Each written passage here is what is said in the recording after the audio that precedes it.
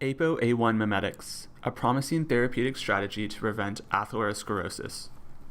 Cardiovascular disease, the leading cause of death in the United States, mainly results from atherosclerosis. In atherosclerosis, cholesterol buildup contributes to plaque formation, which constricts and hardens vessel walls. As missile-like structures, the amphipathic high-density lipoprotein, or HDL, and its major binding, stabilizing protein component, apoprotein A1 or ApoA-I, reduce plaques by transporting cholesterol, which is minimally soluble in blood.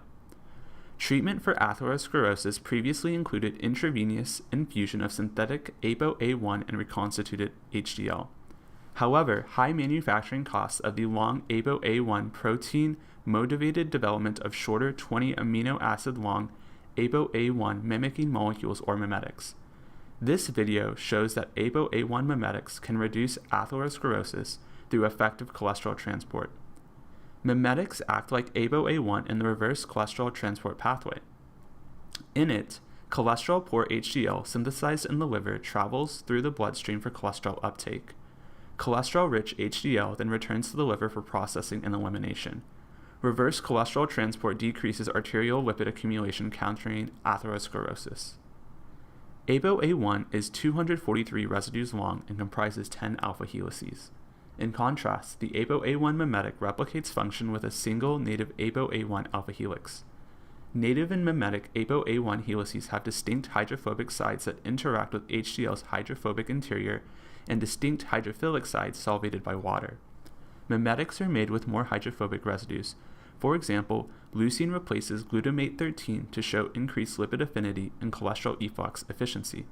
Also, prolines, which are double bonded to the peptide backbone, bend ApoA-I helices, promoting spherical conformations that match various HDL molecules.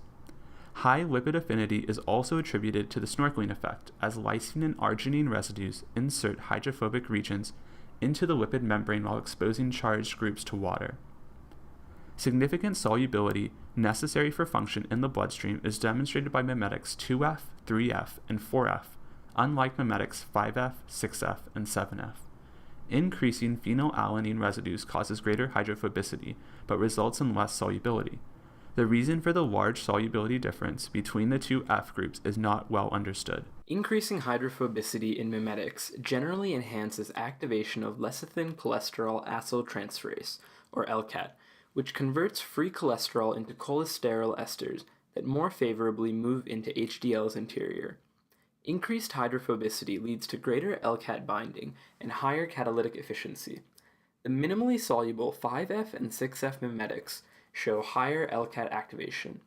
However, 4F is the most promising mimetic, exhibiting the greatest balance between solubility and LCAT activation. Macrophages are also involved in atherosclerosis as they engulf lipids and adhere to vessels, resulting in plaque. Mimetic 4F inhibits macrophage cell wall adhesion by promoting an HDL receptor, SRB1, that opens an intermembrane cholesterol transporter, ABCA1, which induces cholesterol efflux.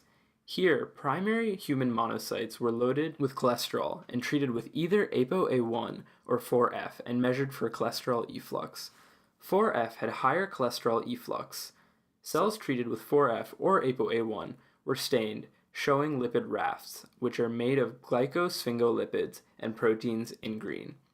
Breakdown of rafts has anti-atherosclerotic effects, so the least green in 4F is the best.